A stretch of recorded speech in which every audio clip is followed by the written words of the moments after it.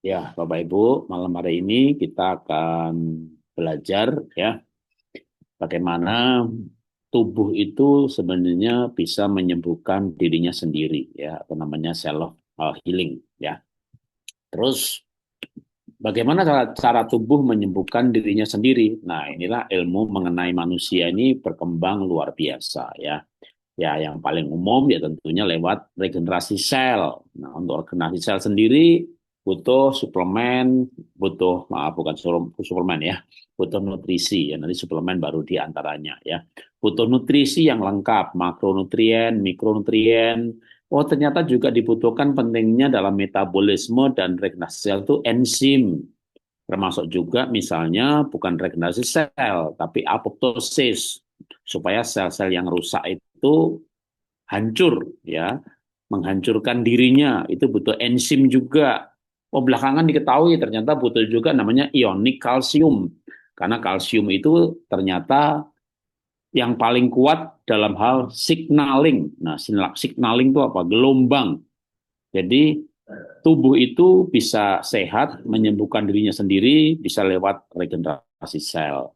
Lalu tubuh sendiri sehat ketika sel itu terjadi metabolisme, pembakaran, ya, di mana nutrisi dengan oksigen, lalu di situ terjadi metabolisme sel menghasilkan suhu. Nah, itu hal-hal ilmu yang namanya biologis. Nah, belakangan juga berkembang yang namanya fisika tubuh. Fisika itu gelombang, ya gelombang tuh contohnya ya kita HP bisa nyala, kita bisa berkomunikasi lewat Zoom ini lewat gelombang. Tapi dalam tubuh itu ada gelombang, ya gelombang yang belakangan cukup menjadi sorotan di dunia ini adalah gelombang yang dikeluarkan oleh kalsium yang namanya signaling kalsium. Tanpa gelombang dari kalsium ini, maka ternyata komunikasi di dalam tubuh itu bisa terganggu. Misalnya ketika insulin gula mau masuk sel ya, maka gula dibawa oleh darah ya ke sel-sel, lalu insulin itu buka pintu gitu ya, nggak mau buka, disebut resistensi insulin. Nah, ternyata itu juga dibutuhkan yang namanya gelombang, gelombang yang namanya kalsium signaling. Sama juga ketika sel itu harusnya mati, ya, bunuh diri, namanya apoptosis. Lalu dia tidak mau bunuh diri, malah memfermentasikan dirinya dengan fermentasi gula secara anaerob. Itulah jadi akhirnya jadi sel kanker. Sel yang tidak butuh nutrisi, butuhnya hanya gula, difermentasi dengan bakteri baik, tujuannya mencapai suhu 36,5. Nah, belakangan kan orang terus bertanya ya, kenapa itu sel kok tidak mau bunuh diri, nggak mau mati, padahal waktunya mati. Ternyata perintahnya tuh nggak nyampe. Kenapa nggak nyampe? Nah, balik lagi, ternyata gelombangnya nggak ada. Gelombang dari terutama kalsium signaling. Kalsium signaling itu signal gelombang dalam tubuh yang dihasilkan oleh ionik kalsium. Jadi ternyata akhirnya berkembang lagi, oh bahwa mineral-mineral dalam tubuh itu harus diubah di metabolisme menjadi ionik. Ionik itu misalnya besi, ya misalnya ferolaktat, itu garam. Tapi laktatnya lepas, dia menjadi Fe++ atau Fe++. Magnesium klorida, wah ternyata kloridanya susah lepas. Maka sekarang suplemen magnesium itu magnesium sitrat. Tujuannya nanti dalam tubuh sitratnya lepas. Nah, itu makanya fitsol mineral itu mineralnya gampang menjadi ionik. Mg++, bahkan Fe++. Nah, ketika Fe++, itu ngangkut oksigennya lebih banyak. Tapi ternyata bukan sekedar ngangkut oksigen, yaitu mineral-mineral itu mengeluarkan gelombang. Ya. Oke, jadi kita berbicara sebenarnya sebagai pendahuluan pentingnya gelombang. Nah, gelombang dalam tubuh ini ternyata kalau kita belajar olah nafas, ya, nah ini misalnya nyomot ilmunya Mas Gunggung, ya. Kenapa sih olah nafas bisa menyembuhkan? Ternyata nafas itu mempengaruhi denyut jantung dan nafas itu dipengaruhi oleh perasaan sebenarnya ya. Jadi perasaan mempengaruhi nafas. Contohnya Anda tenang, nafasnya juga teratur. Anda takut, nafasnya nggak teratur. Nafas nggak teratur, denyut jantung tidak teratur. Nah, denyut jantung itu ternyata menghasilkan gelombang. Nah, gelombangnya denyut jantung itu sebenarnya atau frekuensi denyut jantung itu sebenarnya akan diatur oleh tubuh yang cerdas, di mana tubuh bisa mengatur denyut jantung sesuai kebutuhan, mau memberikan sinyal atau frekuensi ke organ yang mana, baik nafas ataupun jantung. Ya, jadi nafas dan jantung itu sangat erat hubungannya. Dan ternyata ujung-ujungnya adalah gelombang. Nah, seiring dengan kehidupan modern di mana banyak tuntutan, tagihan, masalah, wah akhirnya manusia tuh paling banyak sekarang ini saya masalah utamanya tuh stres. Itulah yang diajarkan oleh Dr. Grace Yahaya. Ya, saya coba merangkum ini ya, menghubungkan. Nah, ketika orang stres ternyata itu menjadi kehilangan kecerdasannya di dalam regenerasi sel. Kenapa? Karena juga kehilangan kecerdasannya dalam mengatur nafas dan denyut jantung. Bahkan aritmia itu denyut jantung yang tidak teratur. Kenapa denyut jantung nggak teratur? Ya bisa karena kurang kalium, bisa kurang Q10, tapi juga bisa faktor psikologis. Takut, cemas, khawatir, ketakutan. Nah, ilmu mengenai gelombang tubuh ini yang ternyata berhubungan dengan satu, komunikasi. Kedua, juga energi. Maka bicara matahari kan juga bicara gelombang ya. Gelombang inframerah, ultraviolet, dan seterusnya. Nah, betapa hebatnya bahkan sebenarnya tubuh kita ini juga mengeluarkan gelombang. Gelombang yang paling banyak diketahui misalnya ya yang dipancarkan oleh mineral-mineral di dalam tubuh.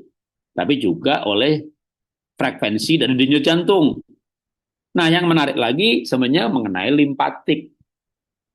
Ya, yang belum banyak diungkapkan ya. Kalau darah kan udah banyak diungkapkan, darah itu pompanya jantung. Nah, limpatik, cairan limpatik yang ternyata penting untuk energi. Nah, malam hari ini ya Ibu Sinta itu akan memberikan bagaimana tubuh ini bisa menghasilkan atau memancarkan gelombang-gelombang dalam tubuh dalam spektrum sebenarnya eh, energi tubuh ya, dalam konteksnya itu erat sekali hubungannya dengan psikofisiologis ya, dengan limpatik yang sebenarnya oleh nenek moyang terutama di India ya itu dikembangkan pemahaman mengenai energi yang dipancarkan oleh tubuh yang bukan hanya jantung tapi sebenarnya kalau misalnya Dokter Grace itu menyebutnya sumbu atau akso dari mulai otak tengah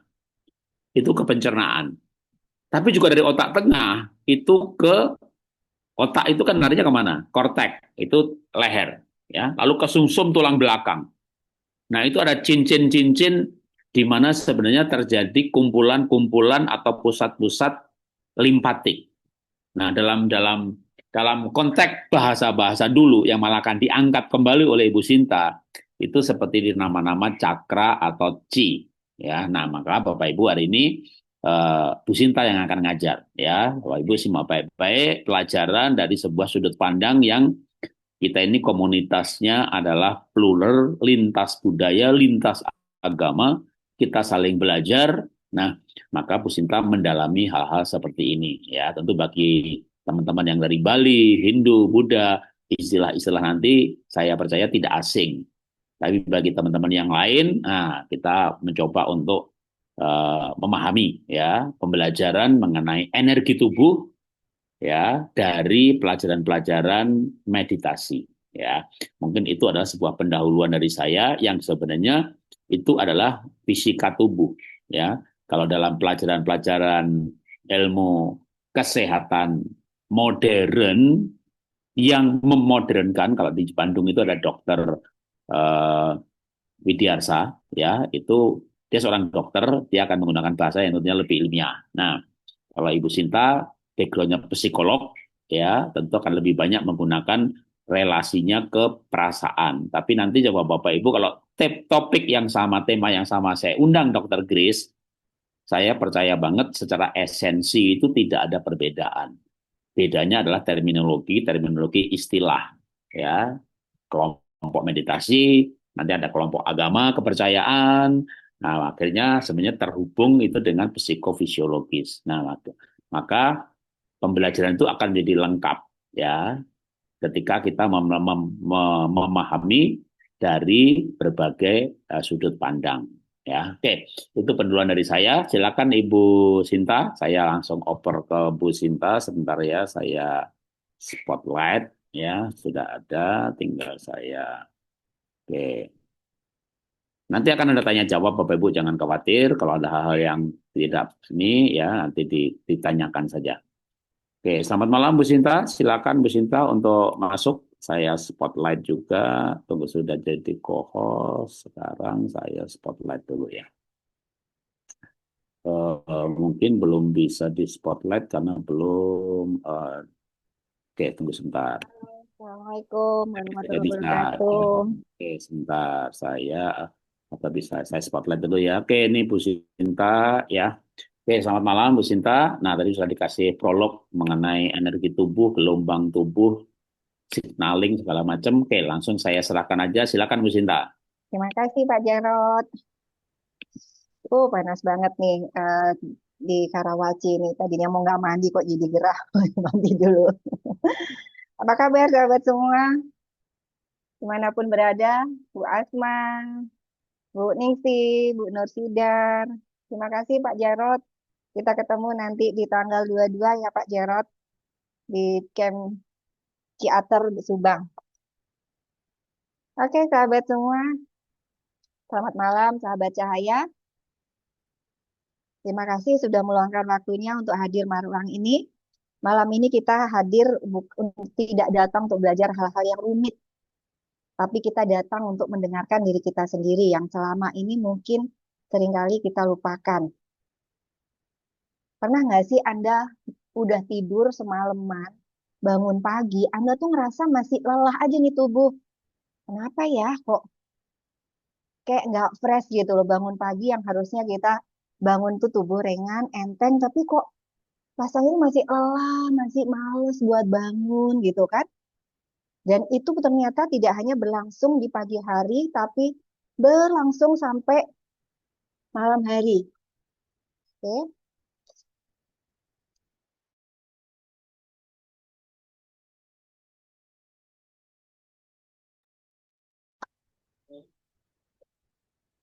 kita datang untuk mendengarkan diri kita sendiri hari ini.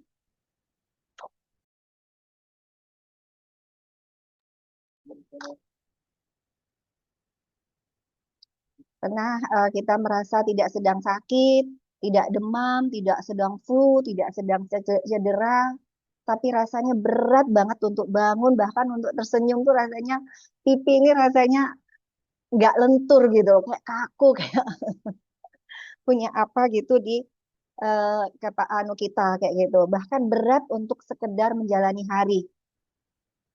Kita sering diajarkan bahwa kalau udah kayak gitu biasanya saat lelah solusinya adalah istirahat gitu kan. Atau tidur lebih lama mungkin saran dari udah tidur dulu gitu kan. Atau mungkin shopping-shopping atau liburan gitu kan. Tapi ternyata habis liburan pun juga tetap aja kita masih ngerasa lelah. Atau kemudian kita ngurangi aktivitas. Itu semua memang penting sayang, tapi semua sudah kita lakukan, tapi nyatanya kita hari ini masih sering merasa lelah. Kenapa? Nah, di sini saya ingin mengajak Anda untuk melihat lebih dalam bahwa tidak semua lelah itu perlu istirahat.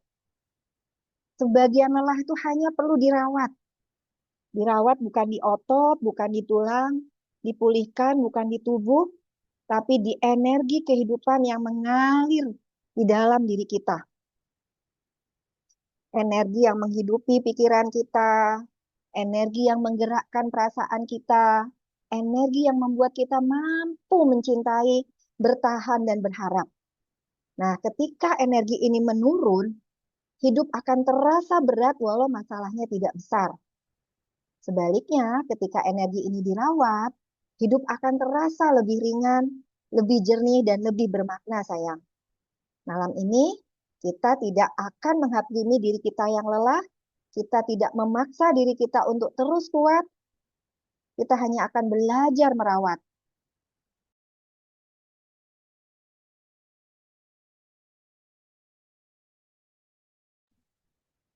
Kita hanya belajar untuk merawat diri kita dengan lebih pelan, dengan penuh kesadaran, dengan kasih pada diri sendiri. Dan kita mulai perjalanan ini bukan untuk menjadi lebih hebat, tapi untuk lebih hadir dalam hidup kita sendiri. Oke, sayang? Saya Sherlock ya, Sherlock. Oke.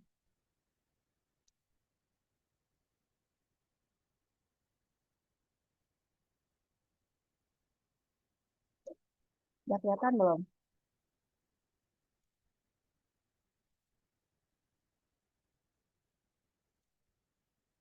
Oke. Ini realita kehidupan kita sehari-hari. Oke. Coba, ada nggak hal-hal ini di dalam diri Anda? Tubuh nggak sakit, tapi terasa sakit. Dibawa ke dokter, nggak ada diagnosa, nggak ada keluhan medis yang jelas, tapi rasanya berat. Oke?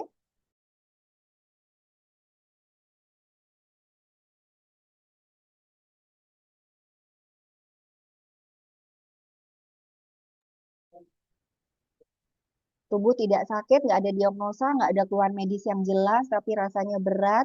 Bangun pagi terasa menguras tenaga, melangkah terasa lambat meski tidak terluka, atau di level emosi Anda merasa mudah tersinggung, hal kecil terasa berat. Orang ngomong baik-baik aja, itu rasanya tuh kayak nyakitin telinga, nyakitin hati gitu kan. Terus emosi naik turun tanpa alasan yang jelas. Atau Anda merasa sulit fokus gitu. Nih ibu-ibu biasanya nih, saya pun ngalamin gitu, naik ke atas. Tadi mau ngambil apa ya? Turun ke dapur. Tadi mau ngapain ya? Nah itu seringkali sulit fokus, pikiran seperti penuh, tapi juga rasanya kosong, ingin melakukan banyak hal, tapi semangatnya entah kemana. Dan yang paling menyakitkan adalah merasa jauh dari diri kita sendiri. Menjalani hari-hari seperti mesin, hidup berjalan tapi nggak pernah benar-benar terasa hidup. Kalau Anda pernah merasakan ini, ketahuilah bahwa Anda tidak sendirian. Banyak orang di muka bumi ini sedang merasakan hal yang sama. Ini bukan tanda Anda sedang lemah, bukan Anda tanda gagal mengelola hidup Anda, sayang. Seringkali yang lelah itu bukan tubuh Anda, tapi energi kehidupan di dalam diri Anda sedang nggak mengalir dengan sempurna.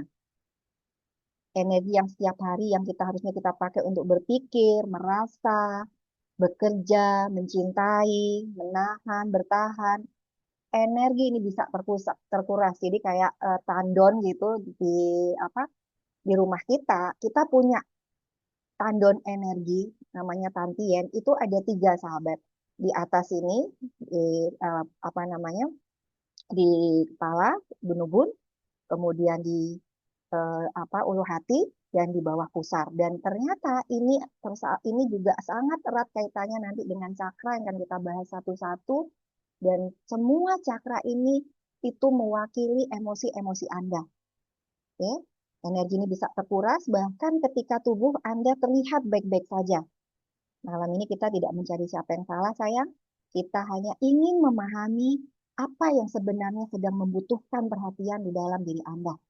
Dan dari pemahaman itu kita akan mulai untuk merawat diri dengan cara yang lebih lembut dan utuh. Oke, sekarang pertanyaannya, apa itu energi kehidupan?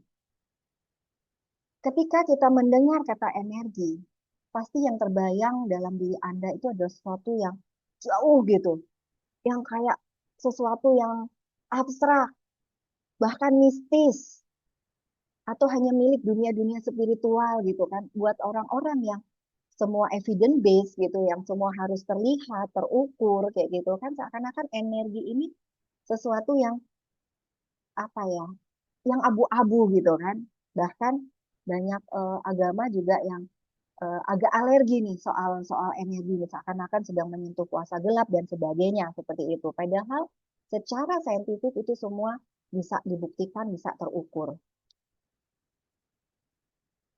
Energi ini adalah sesuatu yang selalu hadir dan dalam kehidupan kita sehari-hari, sayang. Energi hadir di mana saja, di dalam pikiran yang kita pelihara. Pikiran yang berulang, pikiran yang kita percayai, pikiran yang penuh kecemasan, atau pikiran yang penuh harapan, keduanya menghasilkan kualitas energi yang berbeda. Coba aja, Anda orangnya cemasan terus misalkan, orangnya atau justru baliknya optimis terus, maka pasti energinya berbeda. Bayangin, saya benar-benar apa namanya salut banget sama Pak Jarot tuh, tiap pagi itu bisa ngebimbing apa namanya membimbing sahabat-sahabat semua jam 5 pagi olah nafas. Nanti jam 8 udah loncat kemana, udah bahkan ke benua yang lain, ke kota yang lain. Lihat jadwalnya tuh saya tuh pening gitu. Saya bilang ini yang ngejalaninnya gimana gitu kan. Saya ngelihat aja udah pening apalagi yang menjalani gitu kan. Tapi ternyata Pak Jarot tidak seperti itu gitu. Beliau punya energi yang lebih dan kita perlu belajar dari dia apa yang membuat dia memiliki energi yang luar biasa seperti itu padahal usianya udah 62 tahun gitu kan. Nah, itu baru dari pikiran. Energi juga hadir dalam perasaan-perasaan kita. Perasaan yang kita tahan terlalu lama, kemarahan yang kita pendam, kesedihan yang tidak pernah diberi ruang, semuanya adalah menunjukkan energi yang tidak mengalir. Sebaliknya, perasaan-perasaan yang diakui dan dilepas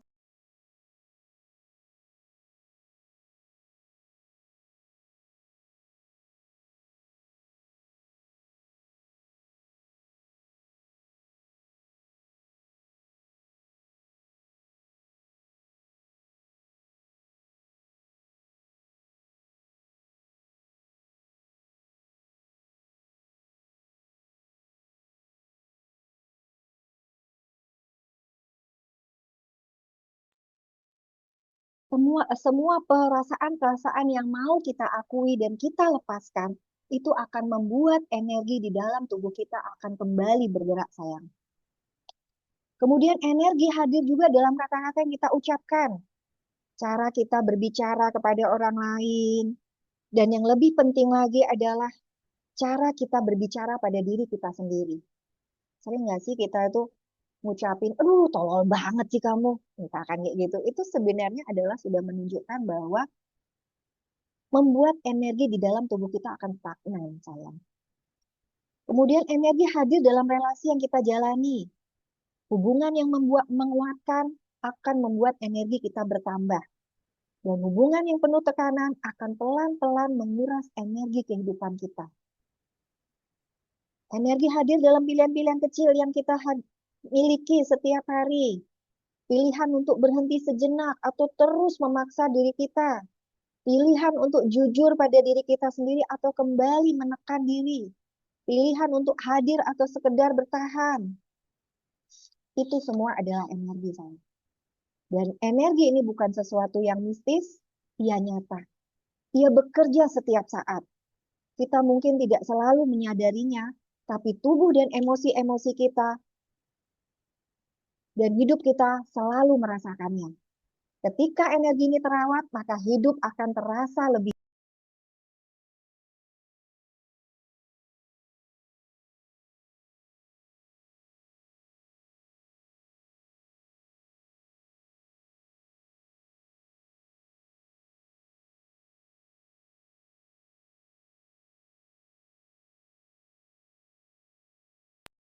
Di slide berikutnya kita akan melihat mengapa merawat energi adalah bagian penting dari proses penyembuhan yang utuh.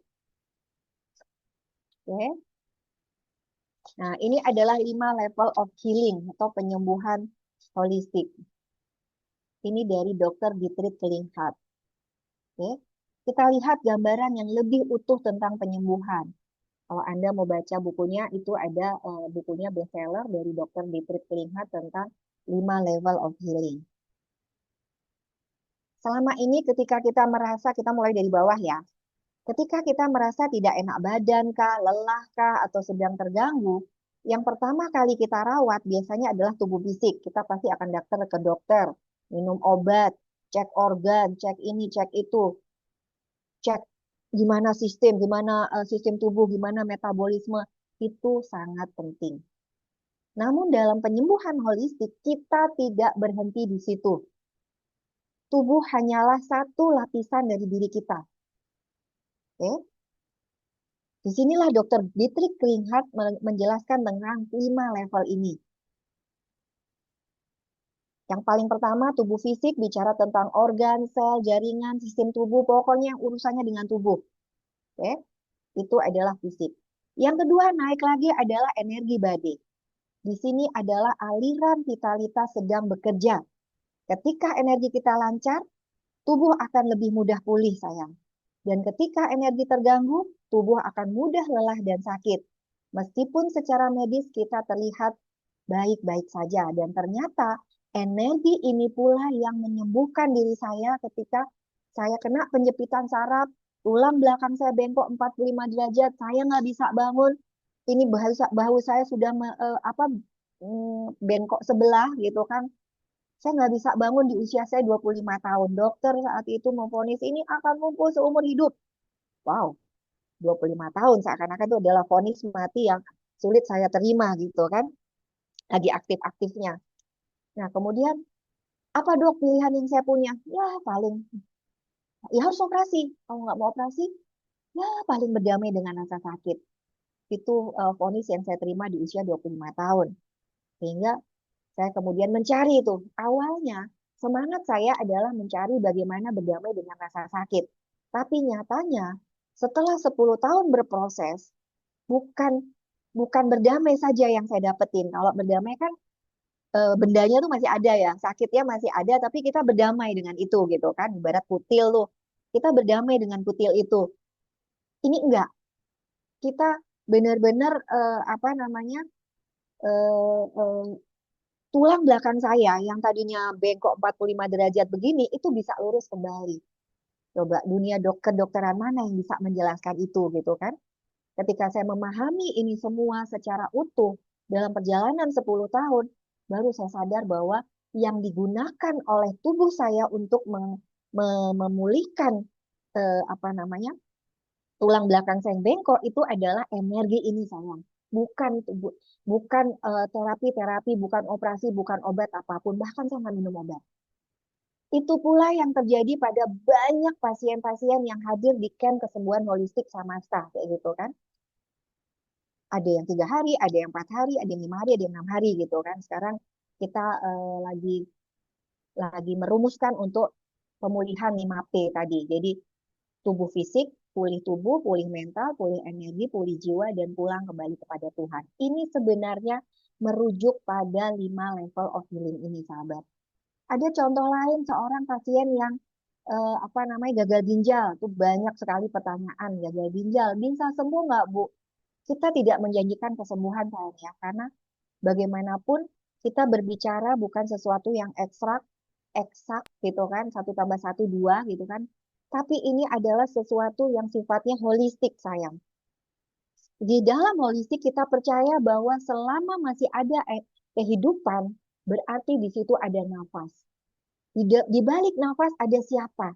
Tentu saja ada Allah yang sedang bekerja. Jadi ibaratnya vonis-vonis dokter di mana gagal ginjal, pankreas rusak, harus suntik insulin. Ini sudah tidak bisa diselamatkan, kakinya harus dipotong. Kami membuktikan banyak terjadi miracle healing gitu kan, kesembuhan spontan terjadi di dalam diri seseorang yang kata dokter udah nggak mungkin. Karena apa? Dokter hanya ngurusin di level bawah. Sedangkan holistik itu 4 level dibahas semua, diupayakan semua. Jadi selama masih ada nafas, berarti masih ada kehidupan. Artinya ketika itu ada kehidupan, sel-sel tubuhmu juga masih berpotensi untuk beregenerasi. Sedangkan sel-sel ini itu adalah membangun organ tubuh Anda. Artinya Tuhan belum selesai bekerja di dalam tubuh Anda.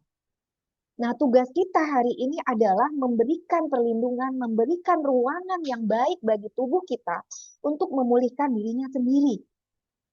Ini yang seringkali yang kita lupakan di aspek energi.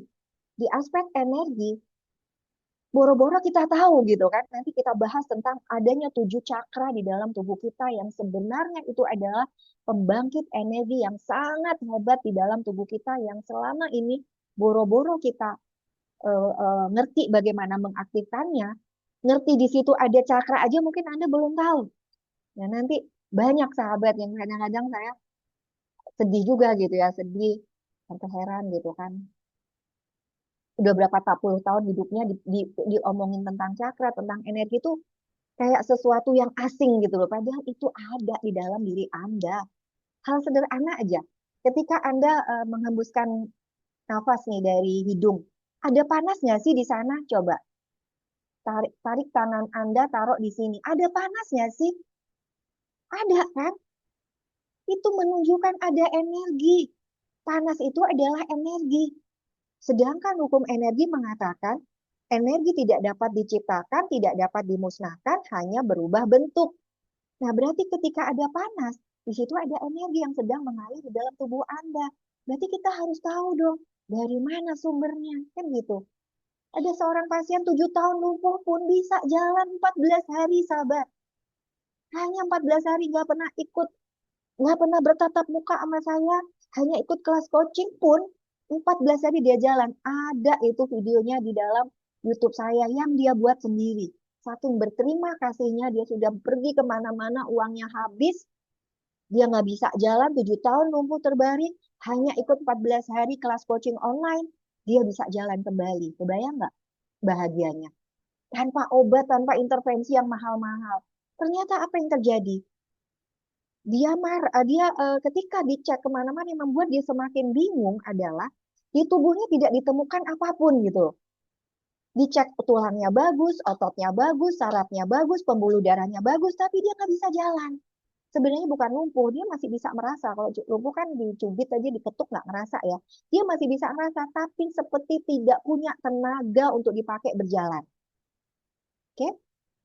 Dokter bingung nih apa yang terjadi gitu kan, gua intervensi sana sini obatnya habis, dia udah pernah ke Amerika, ke Singapura, kemana sampai uangnya habis, sampai dia jatuh miskin, dia tetap nggak bisa jalan 7 tahun terbaring sampai apa ternyata apa yang terjadi, dia memiliki kemarahan yang sangat besar kepada suaminya nikah lagi, dia ditendang begitu aja, hartanya diambil semua, anaknya 4 keleleran. Kemarahan itu loh yang menyumbat jalur-jalur energi di dalam tubuh dia, sehingga itu yang membuat apa namanya kakinya ke bawah itu dari panggul ke bawah seperti tidak memiliki tenaga untuk dipakai bergerak atau berjalan.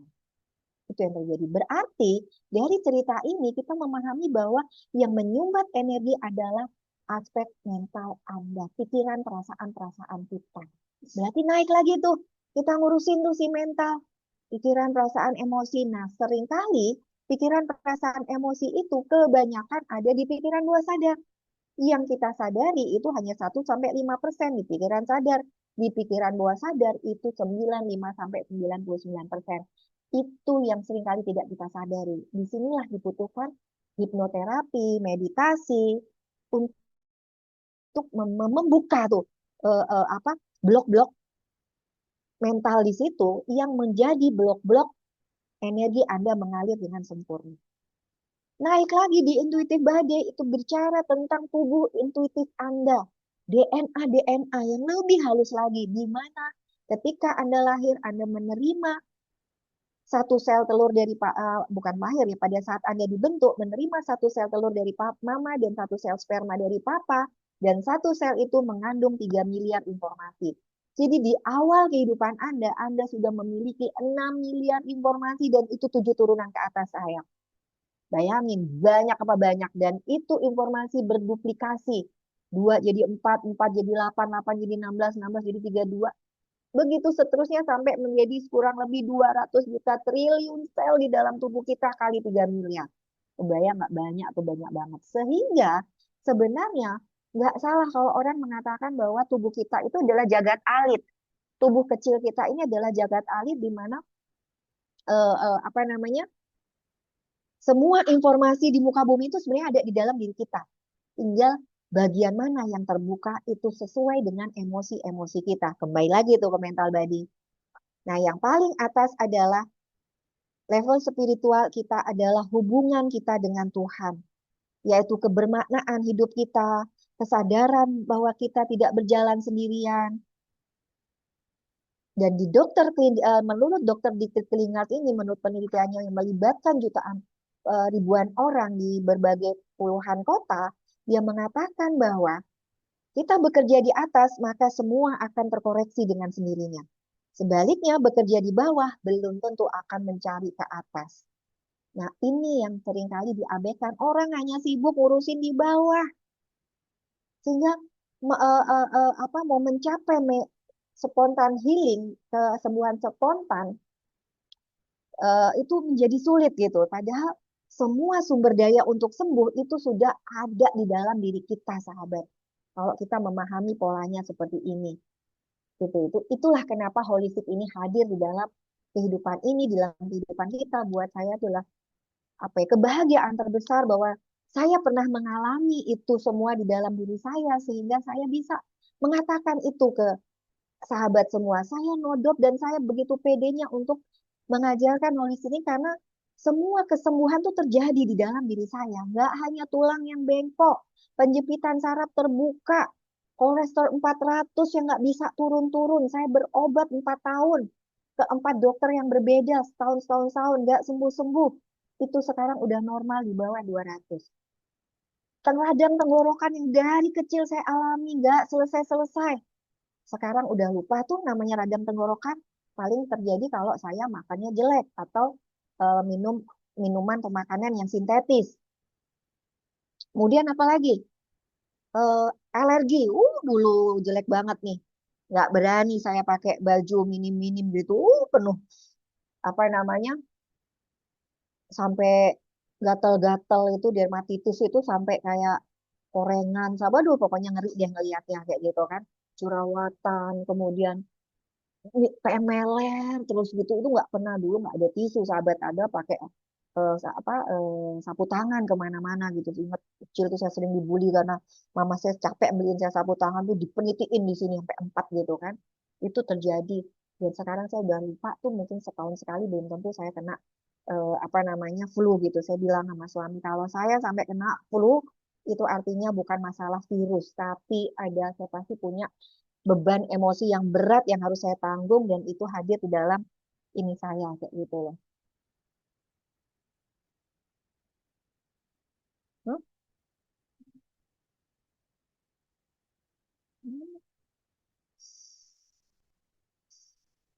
Ya. Hmm.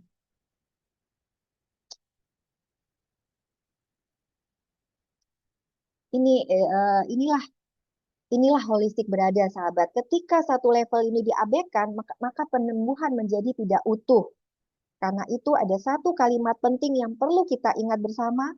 Jika kita merawat tubuh sementara energi dan jiwa diabaikan, lelah akan kembali berulang. Malam ini kita tidak sedang memilih salah satu level, kita sedang belajar menyelaraskan semuanya. Dan di perjalanan ini, energi menjadi jembatan yang penting antara tubuh, emosi, pikiran, dan spiritualitas kita. Di slide berikutnya kita akan melihat lebih dalam mengapa level energi ini begitu menentukan kualitas hidup kita sehari-hari. Mumpung saya belum lupa, analoginya gini sahabat. Anda sedang berjalan nih di sebuah jalan, kemudian di depan Anda ada jembatan. Jembatannya putus nggak bisa dilalui. Kira-kira kayak kasus yang sekarang terjadi di Aceh dan Sumatera ya. Ini jembatan putus. Oke. Nah, putusnya bukan karena banjir, tapi karena ada limpahan longsoran dari bukit di sebelahnya.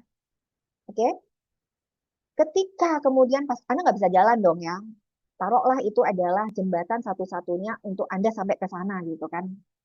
Nah, Anda harus menunggu nih, menunggu si reruntuhan dari tebing ini dikeruk. Oke, dikeruk, dibersihin dari jembatan ini. Oke, udah clear, maka opsinya adalah jembatan itu putus atau dia tidak putus. Kalau dia putus karena rusak, karena sudah terkena longsoran tadi, berarti Anda harus nunggu waktu kan untuk bisa untuk jembatan ini diperbaiki sehingga Anda baru bisa jalan. Tapi ketika si lelongsoran ini sudah dikeruk, terus jembatannya nggak ada apa-apa, maka Anda akan langsung bisa jalan. Nah, analogi ini saya katakan adalah jembatan itu ibarat tubuh Anda. Lelongsoran ini adalah emosi-emosi Anda yang selama ini melingkupi hidup Anda.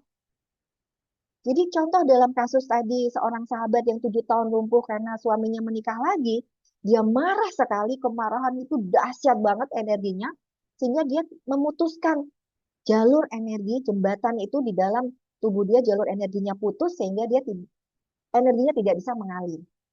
Ketika dia mampu total forgiveness, nggak hanya sekedar di mulut ya, oke saya maafkan kamu gitu kan. Tidak hanya benar-benar memaafkan sampai di level jiwa, karena memang tubuhnya tidak apa-apa, energi langsung mengalir saya. Hanya 14 hari, dia hanya sibuk meditasi 8 jam sampai 10 jam sehari. Tapi 14 hari worth it. Sama aja kan kalau Anda pergi ke rumah sakit operasi, belum tentu 14 hari Anda sudah sembuh. Bahkan pasca operasi bisa lebih panjang. Kenapa kita nggak mau menginvestasikan waktu kita untuk, ayo dong, kita beresin nih emosi kita. Kita beresin nih tubuh fisik, tubuh energi, tubuh intuitif, tubuh spiritual kita. Saya sudah sederhanakan loh, camp itu 8 hari, dari 8 hari. Pertama camp itu sayang 10 hari. Kenapa? Karena kita pakai teorinya apa? Sensi. Profesor Lisabo itu mengatakan 98% orang, 95% orang ketika tubuhnya ini sudah tersambung dengan meditasi 40 sampai 60 jam dalam 14 hari energinya tersambung, dia akan kembali ke default awalnya. Sehingga pada saat saya pertama kali mengadakan camp pertama kami, itu 10 hari sahabat, benar-benar 8 jam sehari kita meditasi. Dan itu terbukti salah seorang peserta itu dokter, itu kansernya hilang sahabat. Itu terjadi gitu kan. Sehingga, nah tapi kemudian nggak banyak dong orang yang mau duduk 10 hari gitu kan di situ meninggalin kehidupannya gitu kan, kita mepetin jadi 8 hari jadi 6 hari, kita coba 3 hari terlalu pendek, sekarang camp 4 hari, ada Pak Jarot, ada Pak Wisnu dan ada saya, masing-masing kami punya tugas yang berbeda gitu kan, tapi intinya satu adalah kita memulihkan 5 hal ini. Sekarang temanya adalah pulih tubuh, pulih di mental, pulih di energi, pulih di jiwa, dan pulang kembali kepada Tuhan. Ya, bahkan lebih mengedepan adalah pulang kembali kepada Tuhan, karena itu adalah energi kehidupan yang sangat-sangat besar yang hadir di dalam diri kita yang seringkali tidak kita sadari. Kita sibuk cari energi dari makanan lah, dari suplemen lah, dari obat lah. Padahal itu semua kecil sayang. Dibutuhkan iya gitu kan. Tadi tubuh ketika tadi si jembatan tadi rusak, ya harus diperbaiki. Butuh tukang dan butuh material. Nah, material itu adalah salah satunya juga obat-obatan herbal, suplemen, makan sehat, air yang baik. Itu semua adalah apa namanya bahan pembentuk tubuh kita. Tapi kita juga butuh tukang. Tukang itu adalah energi. Dua ini harus jalan untuk membentuk tubuh. Nggak bisa juga misalkan Anda lututnya lagi butuh glukosamin gitu. Terus Anda meditasi nih 10 jam sehari. Ya tetap butuh. Ibarat tukang disuruh kerja tapi bahannya nggak ada, tetap juga ini harus bertemu ketika emang masalah itu di tubuh fisik Anda rusak. Tapi kalau enggak hanya butuh apa namanya kayak tadi Pasus tadi, dia hanya karena ada sumbatan energi, sumbatannya dibuka, dia bisa jalan karena tubuhnya memang tidak apa-apa. Tapi kebanyakan di manusia hari ini yang sakit, itu tubuhnya sakit karena terpapar terlalu banyak emosi-emosi sehingga tubuhnya juga ikut rusak. Maka PR-nya harus dua yang dikerjain, ngeberesin tubuh dan ngeberesin energinya gitu loh sayang. Termasuk ngeberesin di aspek mental. Kadang terkait dengan intuitif, terkait juga spiritual body. Itulah holistic hadir gitu loh, untuk nggak cukup satu aja gitu loh. Nah, ini yang makanya semakin ke sini, semakin terkonfirmasi banyak profesor-profesor, dokter spesialis hadir di camp kami. Bukan hanya orang awam yang tidak mengerti apa-apa, tapi orang-orang yang memang expert di bidang tubuh pertubuhan ini hadir di camp kami karena apa? Dia nggak bisa jawab. Saya udah makan sehat, bahkan saya cenderung sangat picky gitu, milih-milih makanan. Saya udah menjaga emosi saya. Kenapa saya sakit? Nah, ternyata lupa tuh. Secara energi bagaimana? Secara mental bener nggak ngejaga emosi? Ternyata nggak juga gitu kan. Ada yang dokter spesialis penyakit dalam, tapi kena stroke, kena gagal ginjal gitu kan. Ada seorang dokter psikiater, tapi minum obat tidur bertahun-tahun. Kan nggak lucu gitu loh sahabat. Berarti kan ada hal-hal lain yang harus kita perhatikan selain tubuh fisik ini gitu loh sayang. Oke. Mengapa level energi ini sangat penting? Setelah kita melihat 5 level penyembuhan, mungkin ada pertanyaan nih. Kalau begitu, mengapa energi ini jadi sangat penting? Jawabannya sederhana. Karena energi adalah jembatan, jembatan antara tubuh dan emosi Anda. Emosi yang tidak terselesaikan akan mempengaruhi aliran energi. Dan ketika energi Anda terganggu, tubuh mulai mengirim sinyal lelah, tegang, nyeri, atau tidak nyaman. Energi juga menjadi jembatan antara pikiran dan spiritualitas kita. Pikiran yang terlalu penuh, terlalu mengkontrol, terlalu takut, membuat kita sulit merasakan kehadiran Tuhan di dalam kehidupan kita sehari-hari. Energi juga jembatan antara luka-luka lama Anda dan pemulihan sejati. Banyak luka tidak bisa sembuh hanya dengan dipahami secara logika. Ia perlu dialiri kembali oleh energi kehidupan agar bisa dilepaskan dengan lembut. Itulah sebabnya banyak orang sudah makan sehat, sudah minum vitamin, suplemen, obat macam-macam, udah berusaha hidup benar tanda petik, tapi tetap merasa lelah. Bukan karena usahanya kurang, melainkan karena energinya bocor. Bocor lewat pikiran yang terus menghakimi diri, bocor lewat emosi yang dipendam, bocor lewat relasi yang melelahkan, bocor lewat hidup yang dijalani tanpa jeda. Malam ini kita tidak akan memaksa diri kita untuk jadi lebih kuat. Kita akan belajar hanya satu hal penting, bagaimana menjaga jembatan ini agar tetap utuh. Karena ketika energi dirawat, tubuh akan lebih mudah pulih, emosi akan lebih stabil, pikiran jadi lebih jernih, dan hubungan dengan Tuhan akan terasa lebih dekat. Oke? Di slide berikutnya kita akan melihat peta energi tubuh yang akan membantu kita memahami di bagian mana energi ini sering tersendat. Oke, ada 7 cakra di dalam tubuh kita. Sebelumnya, sayang, sayang,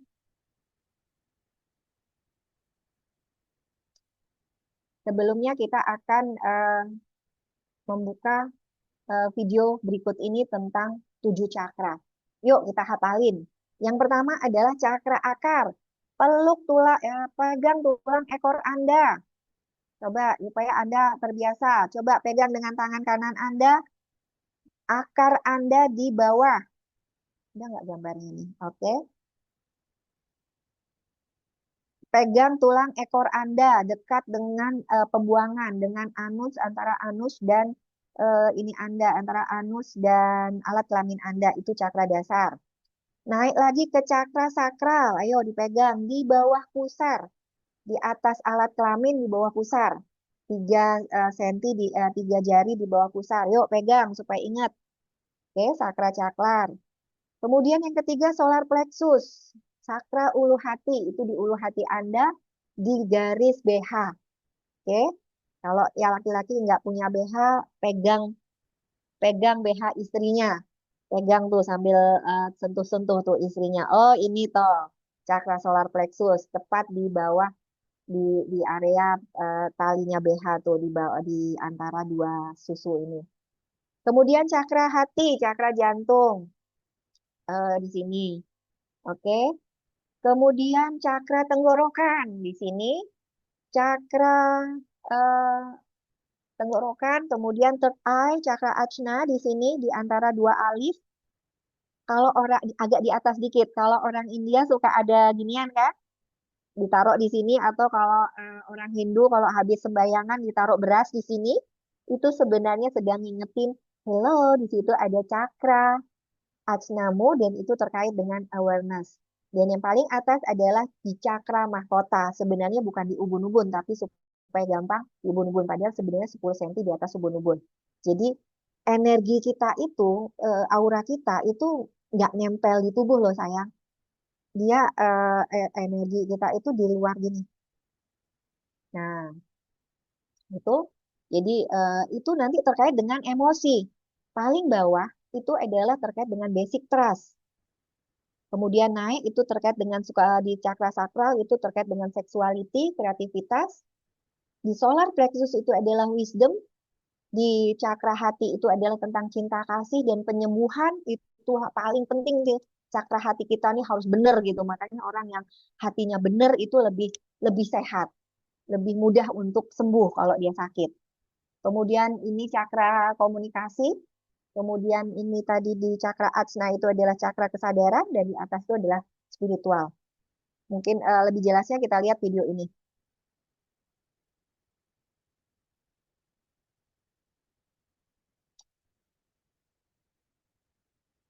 Belum.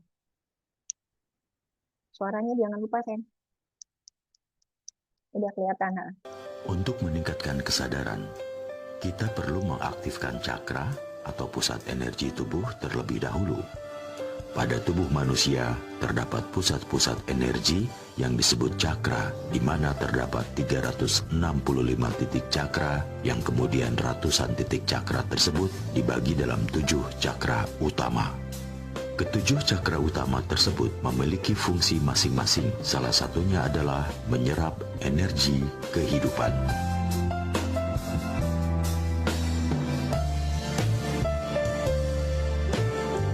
Adapun ketujuh cakra utama tersebut adalah yang pertama, cakra muladhara atau cakra dasar, terletak di antara anus dan kemaluan atau di ujung tulang ekor.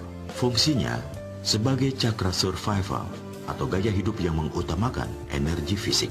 Cakra ini berhubungan dengan struktur tubuh manusia dan bersama dengan tulang, otot, serta kulit membentuk tubuh manusia secara utuh. Seseorang yang kotor di dalam cakra cenderung untuk terjebak dalam karir yang tidak memuaskan dan tidak menguntungkan, juga menderita masalah berat badan atau tubuh yang membuat Anda merasa tidak layak dan tidak nyaman pada diri Anda sendiri. Cakra muladhara ini merupakan pusat energi dari tubuh fisik, seperti kehidupan materi dan keinginan untuk hidup. Jika cakra muladhara aktif, maka seseorang akan cenderung untuk hidup dengan penuh semangat. Cakra yang kedua adalah cakra svadhisthana, terletak di atas kemaluan. Cakra ini berfungsi sebagai cakra asimilasi atau seksual, kesenangan, keinginan, gaya hidup yang memanjakan emosi, dan merasakan kenikmatan. Jika cakra ini tertutup atau lemah, dapat mengakibatkan gangguan kandung kemih dan ginjal, gangguan alat kelamin dan problem seksual, gangguan pinggang, dan banyak yang lainnya. Cakra svadhisthana ini juga dikenal dengan cakra seks. Ini berhubungan dengan penciptaan atau reproduksi dan mempengaruhi aktivitas seksual seseorang, dan cakra ini berkaitan erat dengan cakra tenggorokan dalam penciptaan kreativitas atau ide. Yang ketiga adalah cakra manipura, terletak di atas pusar. Cakra ini berfungsi sebagai cakra pertumbuhan, penyembuhan, menerima dan mengeluarkan energi. Energi yang bersifat emosional berkumpul menjadi satu. Lemah dalam cakra ini akan mengakibatkan gangguan pada sekitar perut dan gangguan metabolisme tubuh. Juga berkaitan erat dengan emosional yang membawa kecenderungan seperti iri hati, rasa malu, tidak puas, murung, benci, serta takut. Cakra yang keempat adalah cakra anahata, terletak tepat di tengah dada. Cakra ini berfungsi sebagai cakra cinta dan kasih sayang. Terciptanya hubungan yang nyaman, penuh kasih dan empati dimanapun Anda berada. Cakra anahata ini adalah cakra yang sangat penting dalam spiritual, karena dihubungkan sebagai lambang cinta kasih dan penyembuhan.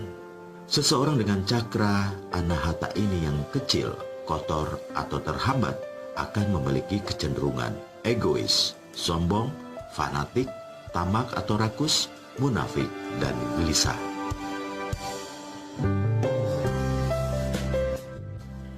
Cakra yang kelima adalah cakra visuda. Terletak di daerah leher bawah yang berbentuk cekungan, sejajar dengan puncak tulang punggung. Disebut juga cakra tenggorokan. Fungsinya sebagai cakra komunikasi, energi ekspresif, pandai menyuarakan pikiran-pikiran, ide, dan emosi untuk orang di sekitar. Jika cakra ini tertutup atau lemah, akan mengalami masalah saat menjalin komunikasi dengan orang-orang sekitar atau masyarakat. Dan cakra ini merupakan pusat penciptaan kreativitas dan hubungan antar manusia.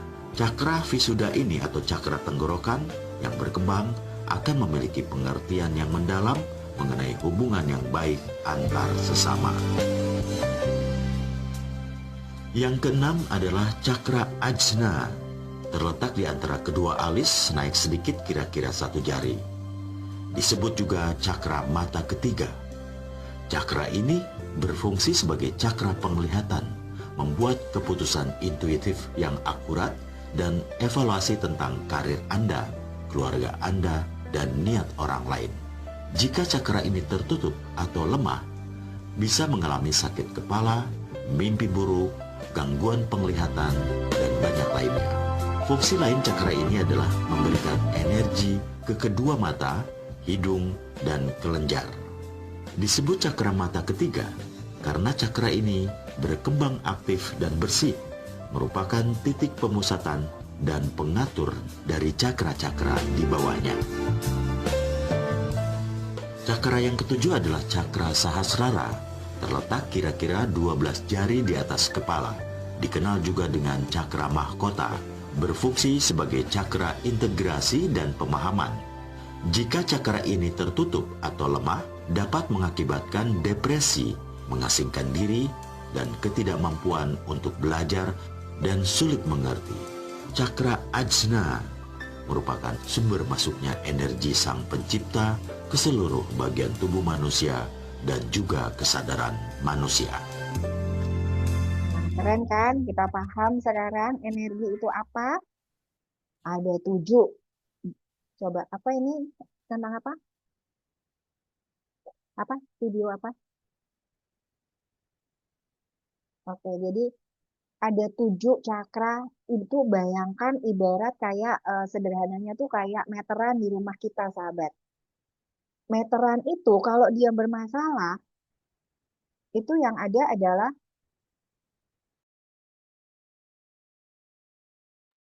kalau dia bermasalah, satu rumah habis semua kan? Dia pusatnya energi untuk satu rumah itu ada di meteran. Nah, kita punya 7 itu, 7 pusat itu. Jadi kebayang kalau apa namanya?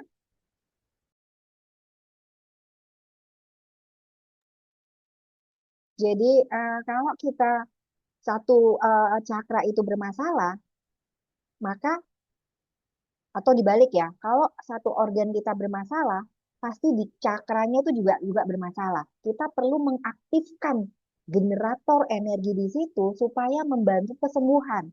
Contoh, misalkan orang yang sering bermasalah di kaki, kakinya berat, lututnya sakit gitu kan, terus apa ya, nggak enak diajak jalan kayak gitu. Pokoknya di kaki itu pasti dia terkait dengan cakra dasar, karena cakra dasar itu cari cakra terdekat tuh apa? Oh, di cakra dasar, di tulang ekor. Dia cakra dasar ini secara fisikali dia mengatur energi ke bawah, terus ke atas juga ke tulang-tulang sampai tulang punggung itu, dan mengatur juga darah. Jadi kalau ada yang ibaratnya kanker darah, itu udah pasti terkait dengan sumsum tulang belakangnya tidak berfungsi dengan baik untuk menciptakan sel-sel darah yang sehat. Nah, itu terkait dengan cakra dasarnya yang tidak aktif. Selain faktor-faktor lain ya. Jadi bertemu secara holistik bahwa untuk urusan energi itu sebenarnya dipegang oleh cakra-cakra itu, sahabat. Dia akan mensupport ketika itu aktif, dia akan mensupport. Sebaliknya, ketika itu tidak aktif, itu orang tuh suka males, ngebangun males, nggak punya apa ya, kayak nggak punya inisiatif gitu. Itu semua ada di cakra dasar, kemudian terkait dengan cakra kreativitas. Cakra kreativitas itu ada di cakra sakral. Nah, seperti itu. Itu masing-masing cakra itu punya fungsinya masing-masing, sahabat. Itu yang perlu kita ketahui. Nanti kalau Anda ikut camp ini, itu Anda akan paham dan tahu bagaimana mengaktifkannya, dan itu real Anda rasakan, tidak hanya sebatas teori saja gitu. Oh, hari ini kita bahas teori ya, tapi nanti ada meditasi di akhir sesi ini, semoga Anda bisa merasakan itu. Ternyata ada ya geremet-geremet di situ ya. Coba aja yang paling kuat tuh sebenarnya di sini. Coba Anda letakkan jari telunjuk Anda di atas, antara dua alis ini agak sedikit ke atas gitu. Terasa nggak ada yang berdenyut di situ? Atau terasa nggak ada yang panas? Nah, ini masing-masing ini punya fungsi, sayang. Jadi kalau misalkan Anda bermasalah di mata, berarti cakra asna Anda sedang terganggu. Anda sering sakit kepala, migrain, kanker otak, itu berarti cakra asna dan cakra ini Anda, mahkota Anda sedang terganggu atau tidak aktif. Sering sinus, pilekan, batukan, kalau batuk cakra tenggorokan ya, pokoknya di sini sakit telinga, berdenging, itu berarti cakra ajna yang berpengaruh, yang bertugas untuk menjaga energi di situ. Cakra tenggorokan terkait nanti dengan hipotiroid, hipertiroid, batuk yang terus-menerus nggak selesai-selesai. Ingat pesan cinta batuk apa? Ada kemarahan atau kata-kata yang ingin diungkapkan tapi tidak bisa keluar. Itu yang menjadi masalah, menjadi lendir, menjadi batuk, menjadi hipertiroid, hipotiroid di area tenggorokan. Jadi ketemu gitu loh, sayang. Apa ketika kita memahami holistik itu jadi ketemu pemahaman yang utuh gitu, bahwa penyakit itu tidak berdiri sendiri gitu, tapi ada 5 aspek ini yang berpengaruh, dan itu bisa dibaca lewat pesan cinta dari Anda gitu. Jadi tubuh itu benar-benar bicara, dan Anda akan terbantu sekali ketika hal yang sederhana aja. Anda kalau pernah konsultasi sama saya, terutama dari bulan Agustus kemarin ya, itu sudah dilengkapi dengan jejak jiwa gitu kan. Jejak jiwa itu sampai dengan jejak jiwa tubuh. Kalau di buku saya, pesan cinta Tuhan melalui sakitmu, itu pesan cintanya masih umum-umum. Pesan cinta kanker, kemarahan, dendam, dendam, duka cita, sakit hati mendalam dan lama. Hipertensi, long standing emotional problem not solved, masalah emosi yang tidak kunjung selesai. Diabetes, kepahitan terus-menerus. Liver, terkait dengan shift of anger, kemarahan bertahta. Itu masih umum-umum. Tapi kalau Anda ambil jejak jiwa tubuh gitu kan, konsultasi sama saya, kemudian ada sesi untuk jejak jiwa tubuh, Anda akan dibuka semua. Anda kayak sakit kanker hari ini. Marahnya, dendamnya, takut hatinya sama siapa? Kenapa Anda hipertensi? Kenapa Anda diabetes? Itu dikupas semua, sahabat. Makanya sekarang saya tuh konsultasi sama saya itu 3 jam, sahabat. Bukan lagi 1 jam, 2 jam nggak cukup. 3 jam. Ya kakak, jadi kalau orang bilang, mahal banget sih konsultasi sama Bu Sinta, jangan lihat nilainya, sahabat. Mahal atau tidak tuh kan relatif. Saya pernah potong rambut tuh juga 750.000, 800.000 loh. 15 menit selesai loh. Anda bayar sekian ke saya, 3 jam loh, sahabat, kita berinteraksi, dibedah semua sampai level jiwa. Makanya saya sehari itu cuma bisa 3 atau 4 orang pasien.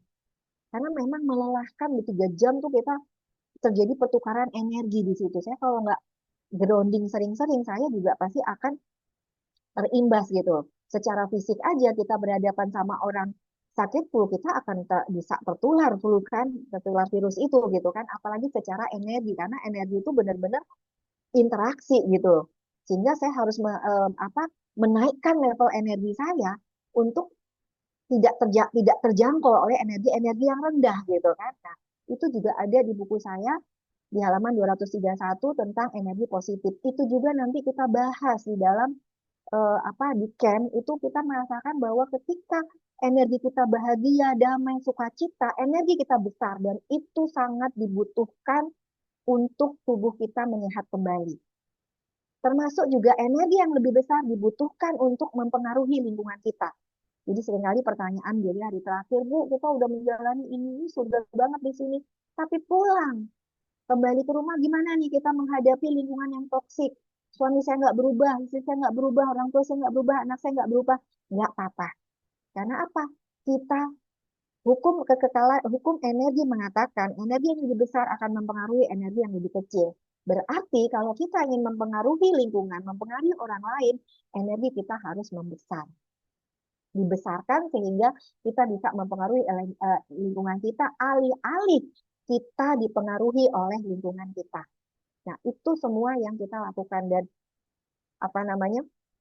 camp ini sangat-sangat worth it gitu loh untuk menyehatkan diri kita, memulihkan di 5 aspek ini. Karena ini adalah perjalanan panjang saya selama 10 tahun, sahabat. 10 tahun jatuh bangun gitu kan. Jadi jangan berpikir kemudian, aduh Bu Sinta aja semuanya 10 tahun, apalagi kita. Enggak, 10 tahun saya itu 10 tahun kotor. Sibuk trial error yang benar, yang enggak. Itu saya alami sendiri semua.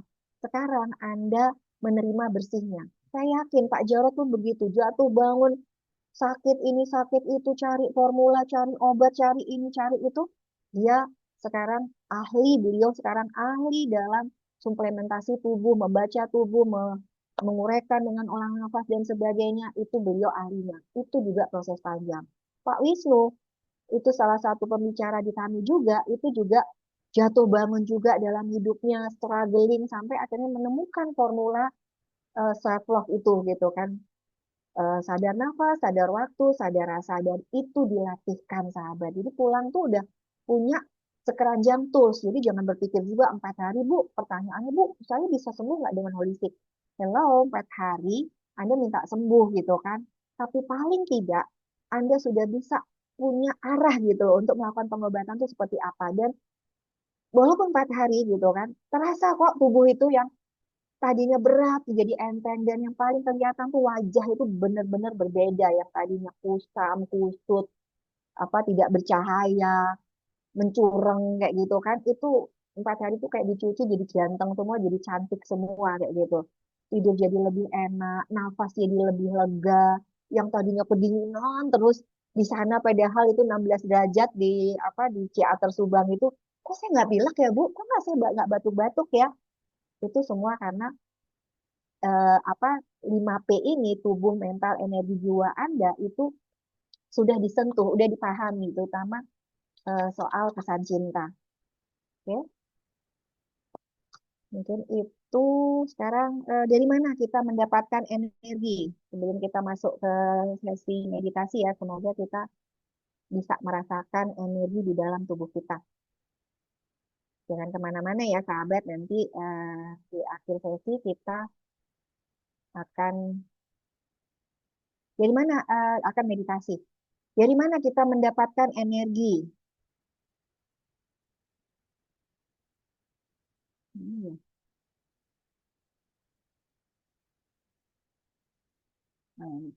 Sumber-sumber energi. Energi tidak datang dari hal-hal yang besar, sahabat. Ia datang dari hal-hal kecil yang sering kita anggap biasa. Salah satunya adalah cahaya matahari, nafas sadar, air bersih, makanan hidup alami, relasi yang sehat, koneksi dengan Tuhan, alam keheningan, musik, doa, zikir, meditasi. Jadi ibaratnya energi ini sebenarnya berlimpah banget di dalam kehidupan ini gitu. Terus kita hari ini masih sakit, masih hatinya galau, masih pikirannya penuh. Itu menunjukkan bahwa energi Anda sedang low. Nah, pertanyaannya kenapa low? Kan gitu. Low terjadi karena Anda tidak mampu menyerap energi-energi ini dengan baik. Cos-cosan saya. Jadi ibaratnya Anda seperti ikan di dalam samudra, tapi masih megap-megap nyari air. Kan lucu gitu loh. Airnya banyak, tapi Anda tidak mampu menyerap air itu dengan baik, sehingga Anda sebagai ikan megap-megap. Itu sama seperti diri kita hari ini. Nah, di sini kita akan belajar bagaimana kita menyadari energi itu, bagaimana menyerapnya, bagaimana menyimpannya di tubuh, dan bagaimana supaya energi itu nggak bocor.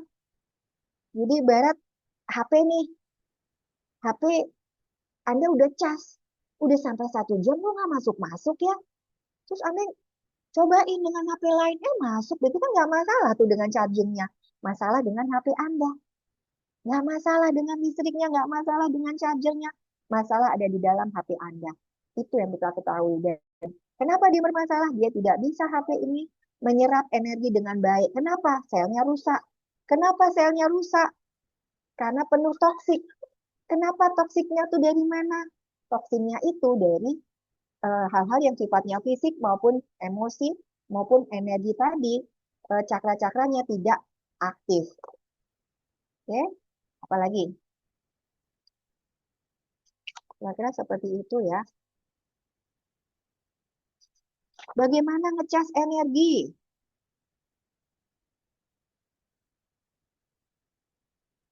Kabar baiknya, ngisi energi ini nggak sulit, nggak rumit, nggak harus mahal, nggak harus menunggu waktu khusus. Gratis, sahabat. Nggak perlu Anda mau pakai oksigen aja Anda bayar kan.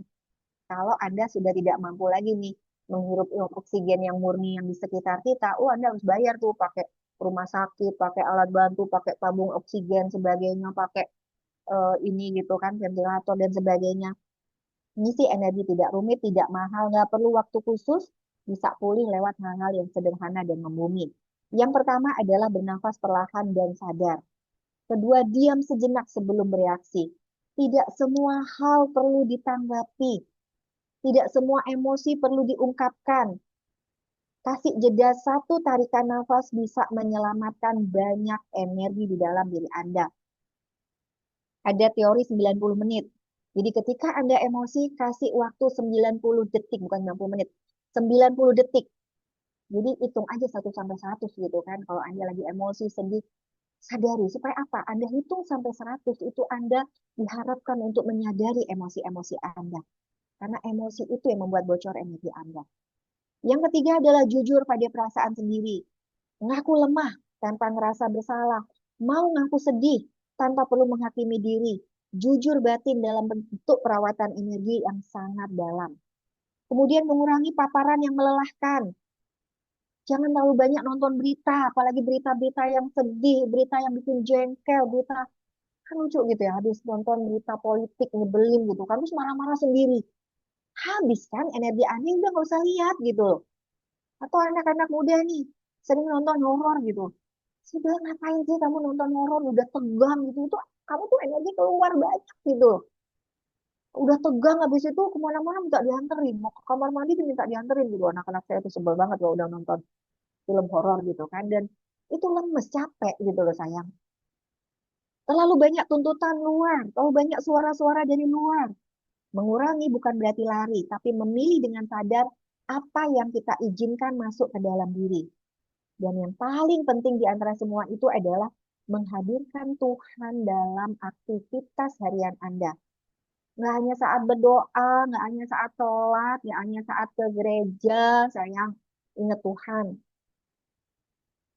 Tapi dalam semua aspek kehidupan kita, saat bekerja, saat berjalan, berbicara, beristirahat, menghadapi orang, apapun kegiatan Anda hari ini, energi ketika kita selalu merasa kita sedang bersama Tuhan, maka energi akan tidak lagi terkulas oleh rasa sendirian. Kita akan selalu connect. Ketika kita selalu connect sama Tuhan, maka yang ada adalah kita terhubung dengan sumber energi yang tanpa batas, sahabat.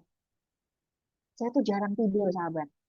Teman-teman yang kalau udah datang di camp tuh pada bingung loh ya, lihat saya gitu. Jam 2 tuh saya masih ada di aula, jam 5 itu sudah ada di situ gitu kan, nggak ada di ruangan lagi. Itu kapan tidurnya sih gitu loh. Kenapa? Karena saya rutin meditasi. 1 jam meditasi itu sama setara dengan 4 jam tidur lelap, deep sleep. Bayangin. Jadi saya pun bingung, saya jarang capek. Padahal tidur jam sekian, bangun jam sekian, itu tidur cuma 3 jam, 4 jam saya dan aktivitas penuh. Ini seharian saya nggak diem. Soalnya kayak kita baru datang, beres ini, masak ini, itu. Ada pasien dan sebagainya. Sehingga mau mandi aja tadi sampai telat, masih ngobrol seperti itu gitu ya. Kenapa? Karena ngecas terus gitu loh.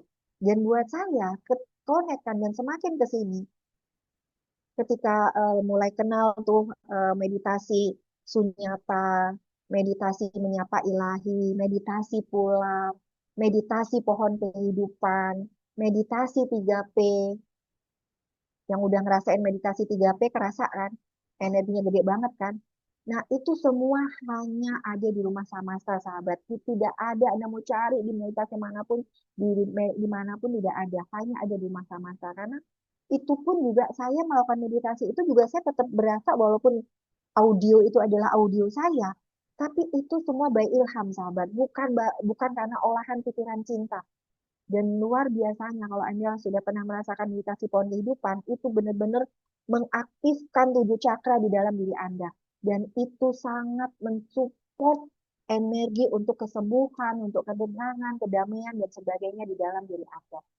Bahkan tidak perlu beli obat-obat yang mahal, beli apa terapi-terapi yang mahal, alat mahal. Anda cukup mengaktifkan 7 energi dalam kehidupan Anda, 7 cakra tadi, sumber energi tadi, aktif, makanan sehat, support, kemudian minum-minuman segar seperti jus-jus seperti itu diajarkan semua dan tidak ada yang kita tutupi di camp itu semua dibuka sayang. Anda mau apa aja tanya itu harus bahkan harus diduplikasi di rumah. Tidak berhenti di camp. Coba Anda mau berobat di mana tuh yang semua dikasih seperti itu dan kalau itu diobati, kalau itu dilakukan di rumah konsisten, pasti Anda akan sehat dengan sendirinya. Tidak hanya sehat, sehat itu buat saya cuma bonus, sahabat. Yang lebih penting adalah Anda selalu damai, tenang, sukacita selalu. Masalah itu tidak akan pernah berhenti. Nggak ada orang yang, kapan sih selesainya masalah ini? Nggak ada. Kalau Anda mati baru ada selesai masalah. Oke? Betul kan? Dan masalah itu sesuai dengan tarafnya masing-masing.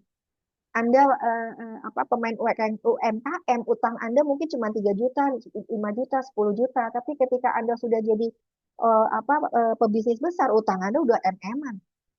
Terus hanya itu hanya masalah angka aja kan? Masing-masing sudah punya masalahnya sendiri-sendiri.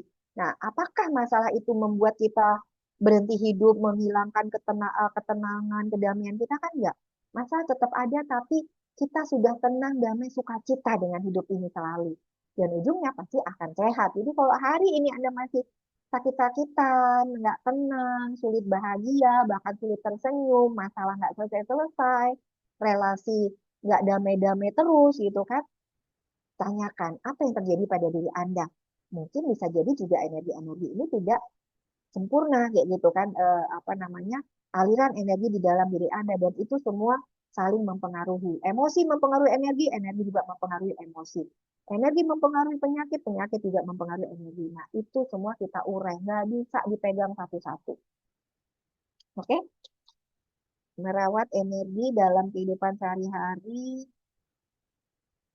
kebiasaan kecil, cara bangun pagi, nggak usah terburu-buru, kita tarik nafas sebelum memulai hari, cara kita berbicara pada diri sendiri, cara kita merespon konflik, cara kita memilih istirahat, cara kita memaknai hidup, itu semua adalah cara kita untuk merawat energi di dalam hidup kita sehari-hari. Dan yang terakhir, integrasi supaya penyembuhan tidak terputus, kelima lapisan ini harus dirawat bersama. Yang pertama, tubuh dirawat dengan makan yang lebih sadar, istirahat cukup, mendengarkan sinyal-sinyal kecil yang tubuh sampaikan tanpa menghakimi. Karena tubuh itu benar-benar jujur, sahabat. Ketika dia sakit, dia sedang menyampaikan pesan. Jangan melulu dibungkam langsung dengan obat, karena Anda tidak akan mendapatkan pesannya. Tapi dengarkan, apa ya pesan cinta? Kalau nggak paham, tanya di grup. Kenapa saya sakit ini? Ada. Kalau mau lebih rinci, ambil sesi konsultasi. Di situ nanti akan ada jejak jiwa tubuh. Anda akan diurai dengan sangat detail kenapa Anda sakit hari ini dan itu apa namanya? Dan itu terkait dengan solusinya juga. Jadi nggak hanya sekedar saya memberikan vonis, oh ini karena emosi ini, karena ini, dan itu Anda akan ngeh dengan sengeh-ngehnya bahwa oh ini loh, holistik itu terjadi di dalam diri saya. Siapa yang belum masuk grup holistik, silahkan apa namanya, silahkan minta ini, minta, ada nggak apa namanya grup holistik sudah di-share Pak Rahmat? Oke, silahkan yang belum masuk karena tidak selalu saya tiap minggu Zoom sama Pak Jarot. Jadi informasi tentang Zoom itu ada di jangan di sini. Informasi tentang Zoom itu ada di grup holistik. Jadi alangkah baiknya kalau Anda ingin ikut ke Zoom gratis seperti ini, itu ada di setiap minggu sekitar hari Senin, Selasa atau Rabu dan linknya ada di grup holistik. Silakan yang belum masuk apa namanya bisa masuk itu. Kalau mau bertanya pesak vertigo kayak ini nanti di grup aja Bu ya, waktunya sangat terbatas. Yang kedua adalah energi diseimbangkan dengan nafas diperlambat, jeda sebelum bereaksi, memilih apa yang diizinkan masuk ke dalam hidup kita. Oke?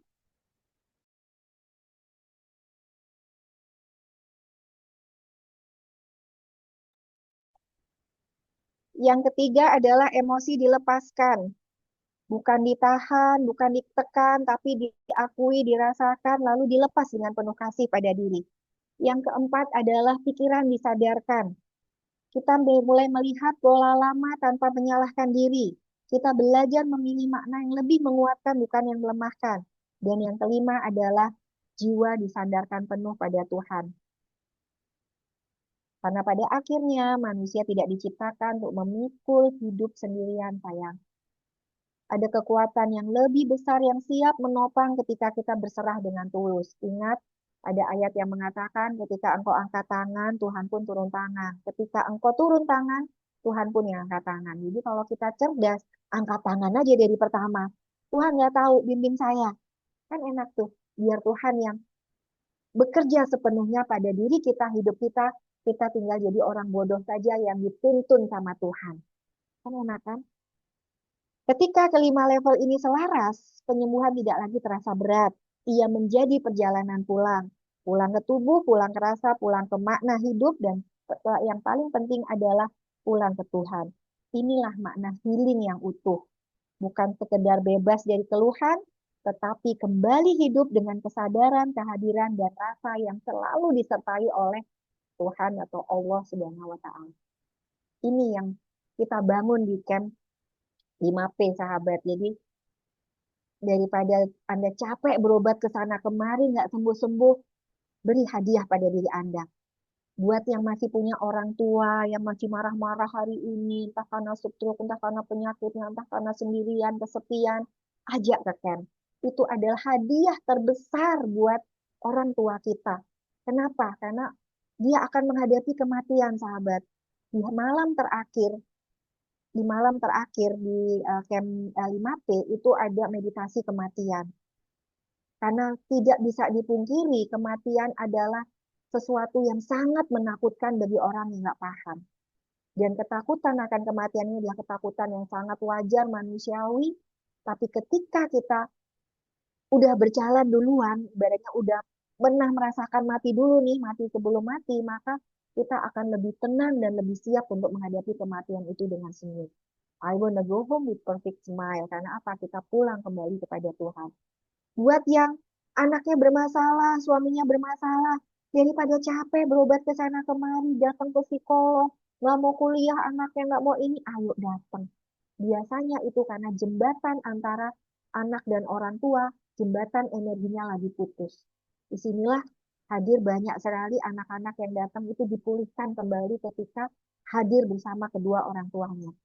Jadi daripada capek ke sana kemari, beri waktu Anda, beri hadiah pada diri Anda, anak Anda, pasangan Anda, orang tua Anda untuk pulih bareng memulihkan 5 level of healing ini semuanya hadir di camp holistik saya.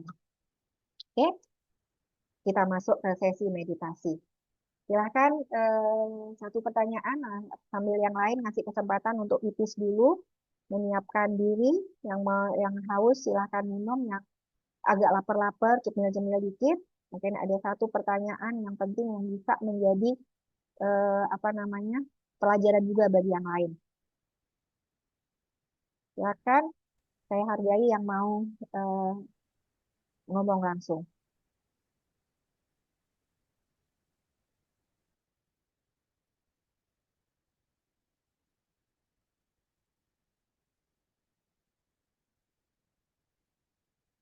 Ya ada?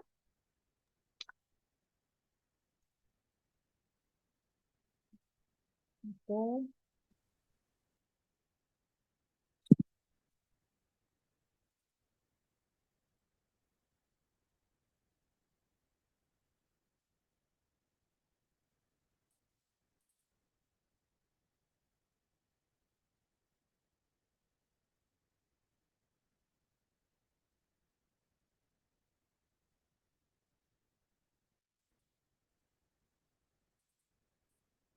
Assalamualaikum.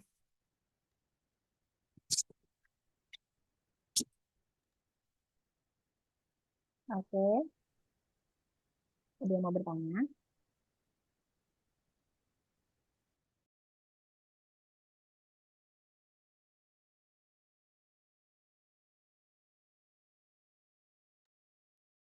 Bukan fisik yang sakit, tapi jiwa sakit. Sehingga tidak ada kebahagiaan, tidak ada damai, tidak ada cita-cita. Dan aku baru rasa di tempat ini. Itu luar biasa.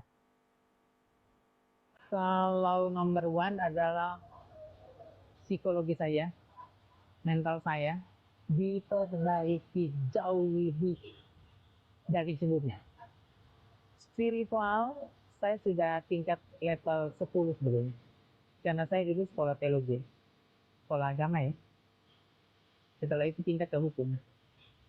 Jadi kalau spiritual aman. Tapi mental saya, psikologi saya parah. Nah di sini saya dapat di sini. Dan saya sudah menjadi Kristen yang seutuhnya. Dan menerima aku diriku apa adanya. Nah itu gitu. Wah pasti teman-teman saya yang banyak yang sakit. Tapi yang pastinya saya pastikan mereka bahwa saya kan, kalau Tuhan kasih berkat buat saya bantu mereka karena yang saya kenal orang yang sakit ini, mereka orang-orang berkurangan seperti ibu tadi. Dan kita harus support dengan dana juga. Kalau enggak, mereka nggak bisa sampai di sini. Nah itu, jadi itu kerinduan saya untuk ada membawa orang di gereja saya, lingkungan gereja saya untuk datang ke sini. Aku bilang begini loh, aku cerita ya. Nah itu, aku nggak cerita. Kesannya saya yang paling utama adalah dengan mengikuti camp ini bisa merubah hidup saya. Artinya saya jadi lebih tahu sumber penyakit itu dari mana sebetulnya. Nah, ternyata sumber penyakit itu adalah dari diri kita sendiri. Jadi waktu itu saya sebelum kesini itu saya punya sifat yang sedikit pemarah, cemas, kecewa, dan hal-hal yang kurang baik. Nah, alhamdulillah dengan mengikuti camp ini saya bisa lebih bisa memanage kolbu saya, mengendalikan emosi saya, merubah mindset saya untuk menjadi lebih baik. Kalau secara fisik, alhamdulillah saya mulai rileks. Yang tadinya bahasa Jawanya kemerungsung, gundah gulana, atau mungkin jadi emosionalnya fluktuatif. Terus ya alhamdulillah dari segi spiritual saya lebih bisa concern dalam ibadah saya. Saya kok mudah sekali untuk tersenyum sekarang, Pak, mulai sekarang. Dan selama di sini terus terang kencing saya yang tadinya berbusa sudah sedikit, ya hampir 70% itu sudah bagus. Terus tidur saya juga sudah bagus. Secara mental sebenarnya saya lebih lebih tenang sih sebenarnya. Tidak seperti dulu ya, selalu takut, cemas. Tapi sekarang saya lebih tenang melihat apapun, melihat masalah atau apapun saya lebih tenang lagi. Secara spiritual juga, ya sebenarnya hampir semua sih Pak saya rasakan seperti saya sudah lebih fokus ketika saya berdoa, itu sudah lebih fokus. Dari ketika pulang dari malam itu saya disadarkan bahwa cara berdoa yang benar itu bukan hanya sekedar kata-kata, tetapi harus lahir dari dalam, dari rasa begitu Pak. Sehingga pengalaman saya selama di sini, cara berdoa saya itu sudah menurut saya sudah bisa lebih bagus. Kalau yang lalu-lalu itu saya lebih banyak fokus pada kata-kata yang saya ucapkan. Saya merekomendasikan. Oke, kita kita siapkan diri kita untuk meditasi ya. 10 menit aja. Silakan Pak Rahmat lagunya. Bismillahirrahmanirrahim. Atas nama Tuhan yang Maha Pengasih lagi Maha Penyayang. Kami mohon kehadiran-Mu sepenuhnya untuk membimbing kami dalam sesi meditasi malam ini. Kami mohon kehadiran cinta kasih, kuasa, dan kehendak-Mu sepenuhnya hadir bersama kami seutuhnya. Mari kita siapkan diri kita dengan lega. Kita memasuki ruang hening. Duduk atau berbaring dengan posisi yang paling nyaman bagi tubuh Anda. Tidak perlu sempurna, cukup aman. Pejamkan mata perlahan. Tarik nafas melalui hidung.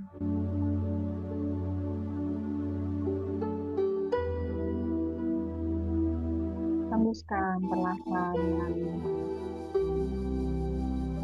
Tarik nafas, hembuskan. Sekali lagi tarik.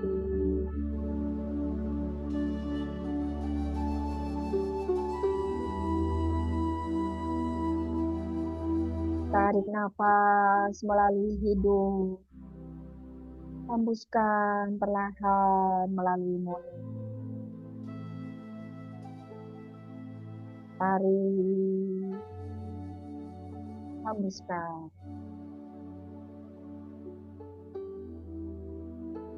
Izinkan nafas menjadi lebih pelan. Tidak perlu diatur. Tidak perlu dipaksa. Cukup disadari. Malam ini Anda tidak datang untuk memperbaiki diri. Anda datang untuk pulang.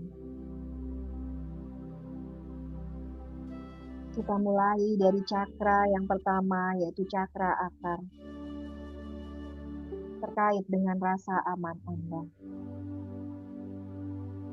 Arahkan perhatian ke telapak kaki Anda. Rasakan sentuhannya dengan lantai atau alas.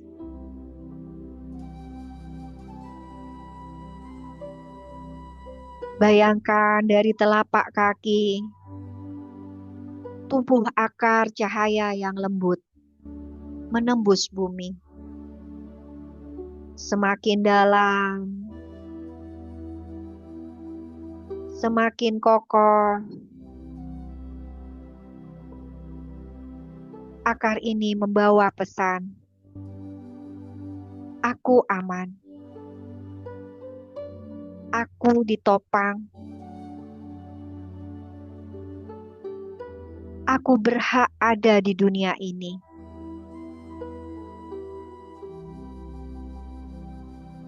Jika ada rasa takut, cemas, atau tidak aman muncul, tidak perlu dilawan. Biarkan akar cahaya ini menyalurkan semua ketegangan kembali ke bumi. Tarik nafas, hembuskan. Rasakan tubuh mulai merasa lebih berat, lebih hadir, lebih tenang. Rasakan di area tulang ekor Anda. Ini adalah cakra dasar Anda.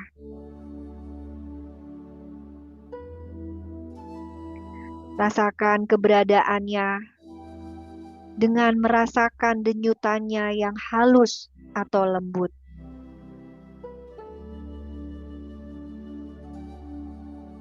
Rasakan kehangatan atau panas yang berasal dari area di tulang ekor Anda.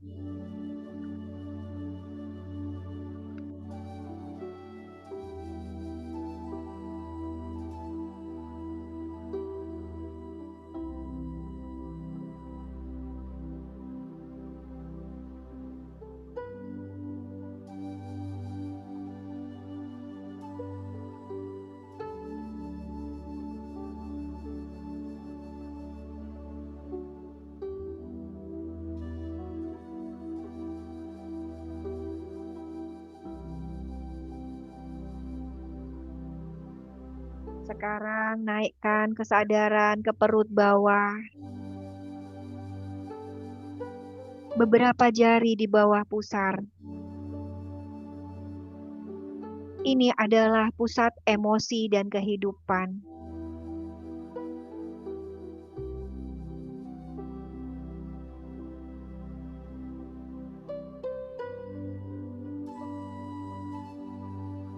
Bayangkan cahaya hangat berwarna lembut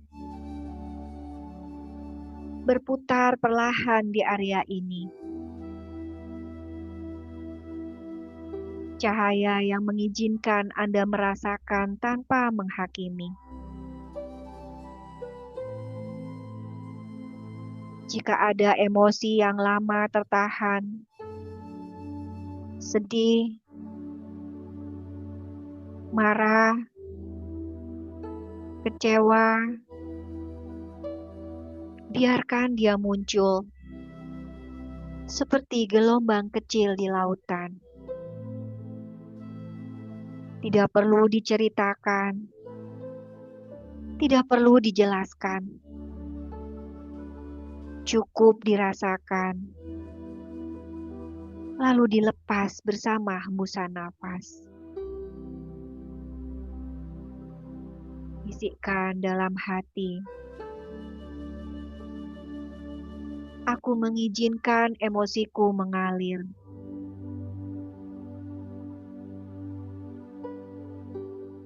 Aku tidak salah karena merasa emosi ini.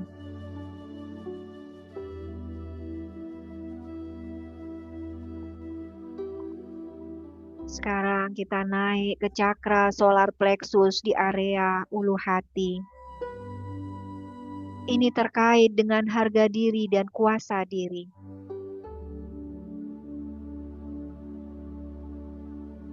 Arahkan perhatian Anda ke ulu hati.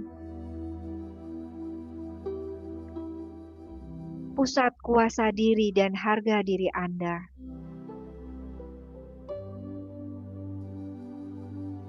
Di sini sering tersimpan rasa harus kuat, rasa harus mampu,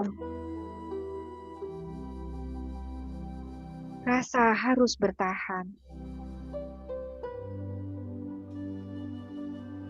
Bayangkan cahaya keemasan lembut menghangatkan area ini. Cahaya yang sedang berkata, "Aku cukup. Aku tidak perlu membuktikan apapun."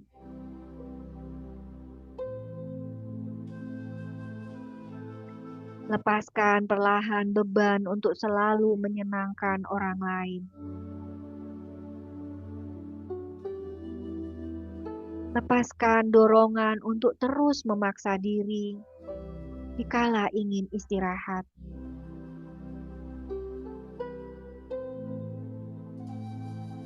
Tarik nafas.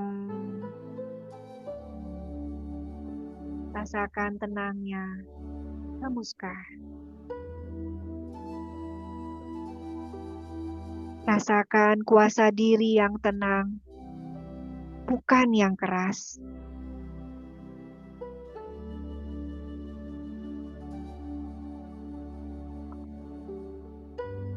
Sekarang naik ke cakra jantung, terkait dengan cinta dan penerimaan.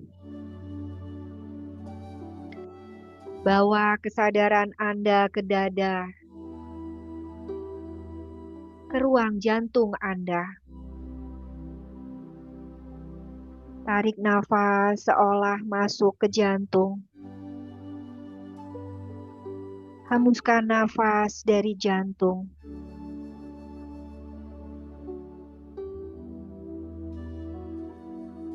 Bayangkan jantung Anda diselimuti cahaya hijau atau merah muda yang lembut.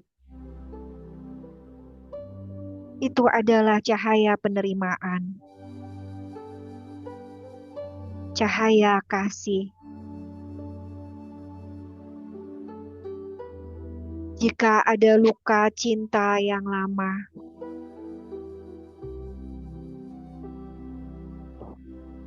pengkhianatan, kehilangan, tidak perlu dibuka dengan paksa.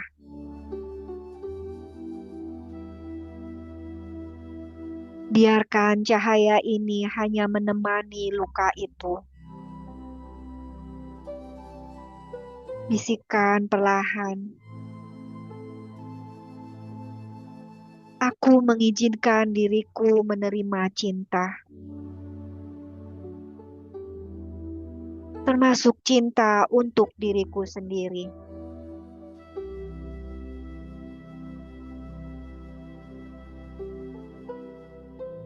Sekarang arahkan perhatian ke tenggorokan. Tenggorokan adalah ekspresi dan kejujuran.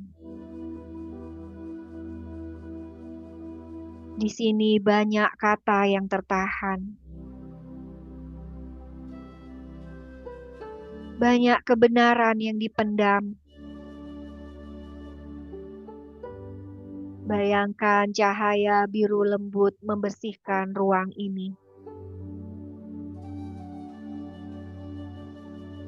Melembutkan ketegangan, melonggarkan beban, lepaskan kalimat yang tak sempat terucap, lepaskan kejujuran yang tertelan, tak perlu diucapkan malam ini. Cukup dilepaskan dari tubuh. Ucapkan dalam hati. Aku berhak jujur pada diriku sendiri.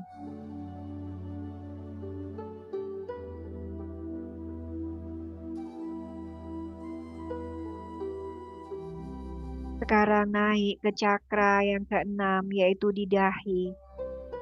Cakra ajna Anda.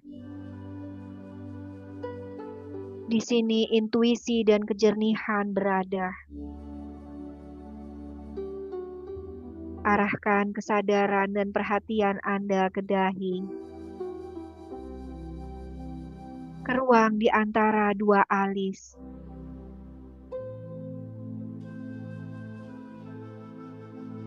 Biarkan pikiran melambat. Jika ada pikiran yang datang, biarkan dia lewat, seperti awan di langit.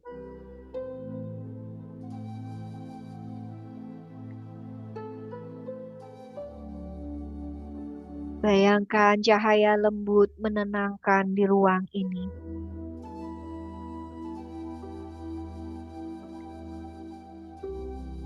Membawa kejernihan, membawa kebijaksanaan. Bisikan, aku mengizinkan diriku melihat dengan jernih. Aku percaya pada bimbingan batinku.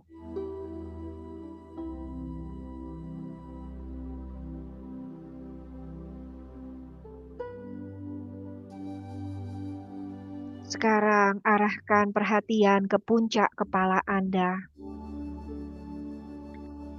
Di sini ada cakra mahkota, yaitu koneksi Anda dengan Tuhan.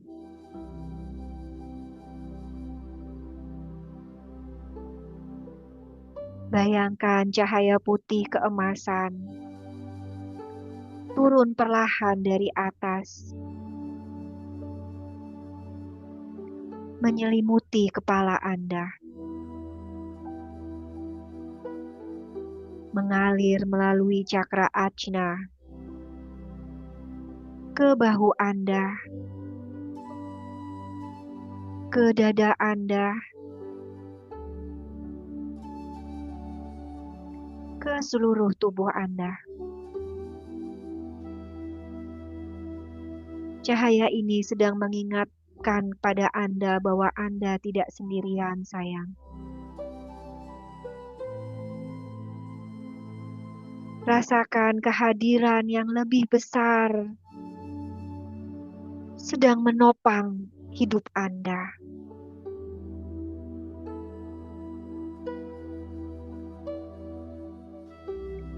Tanpa syarat, tanpa tuntutan,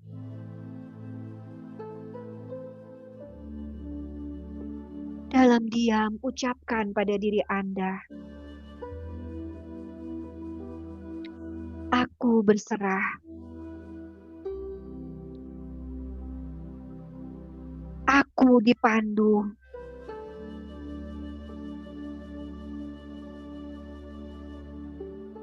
Aku pulang kepadamu, Tuhan.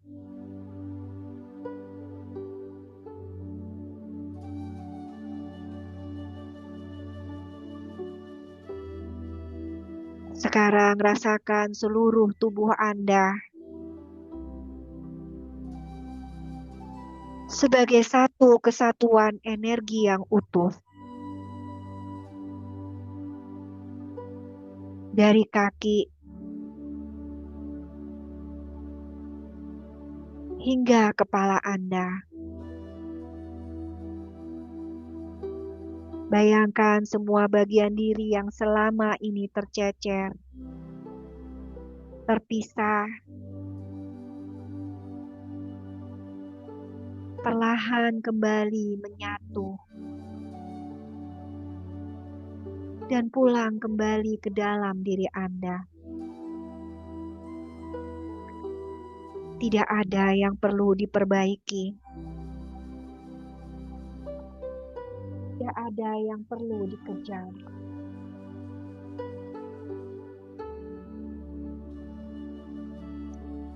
Hanya hadir. Hanya bernafas. Hanya pulang.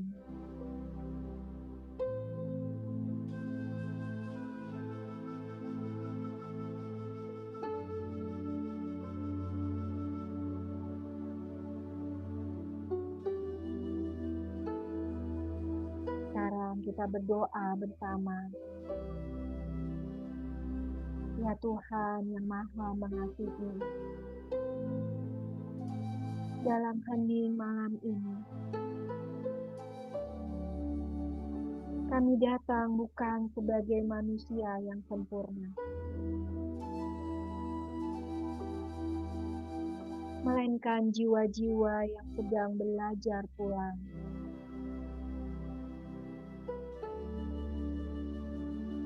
Terima kasih atas nafas yang masih Engkau titipkan.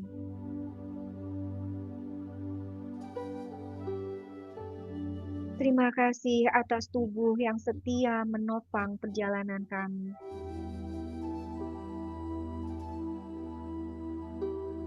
Terima kasih atas energi kehidupan yang kembali Engkau selaraskan malam ini.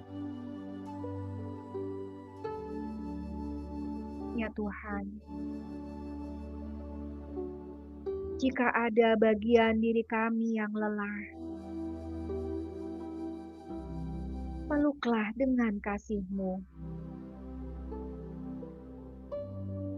Jika ada luka yang belum mampu kami pahami,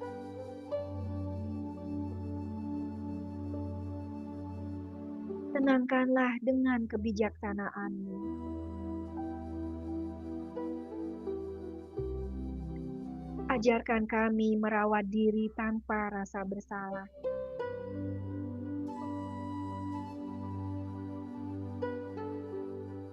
Ajari kami berhenti tanpa merasa gagal.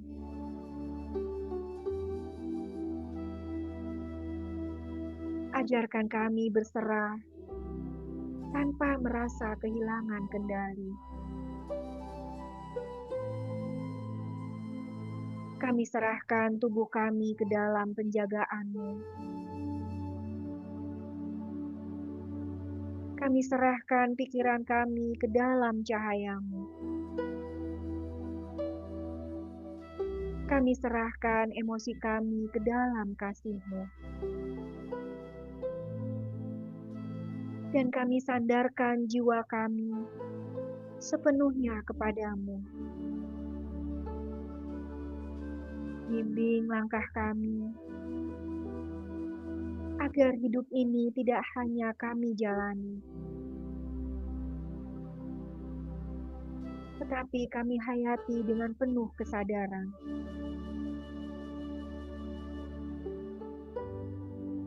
Terima kasih ya Tuhan, karena Engkau selalu membuka jalan pulang bagi setiap jiwa yang mau kembali. Amin. Sahabat-sahabat cahaya, terima kasih telah memberi diri Anda ruang untuk diam, bernafas dan mendengarkan hati Anda sendiri. Ingatlah untuk merawat energi bukan tentang menjadi lebih kuat, melainkan tentang menjadi lebih jujur pada apa yang sedang kita rasakan.